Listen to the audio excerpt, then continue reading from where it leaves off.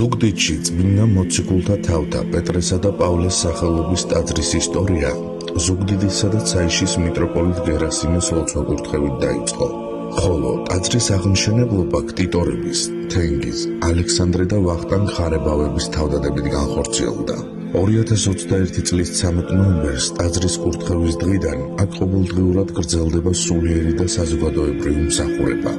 ტაძარი მხოლოდ სალოცავის სივრცე არ არის, ის განათლების, კულტურის და თანადგომის კერაა. საკვირაო სკოლა და შემეცნებითი პროგრამები ბავშვებსა და ახალგაზრდებს ქრისტიანული ღირებულებების შეცნობაში ეხმარება. საქველმოქმედო და გასვლითი ღონისძიებები კი ტაძრის სოციალურ მისიას ემსახურება, სრუნვას, თანაგრძნობასა და ერთმანეთის მხარდაჭერას. საზაფხულო და ზამთრის სკოლები, ახალგაზრდული ინიციატივები და პეტრე-პავლოვისადმი მიძღვნილი კულტურული ღონისძიებები აერთიანებს თაობებს, ანვითარებს შემოქმედებითობას და ამყარებს ერთობის სულს. ყოველი დღე, ყოველი ლოცვა და ყოველი კეთილი საქმე ამ ტაძარში ერთი საერთო მიზნისკენ არის მიმართული: რწმენის, ცოდნისა და სიკეთის ჰარმონიული თანაარსებობისაკენ.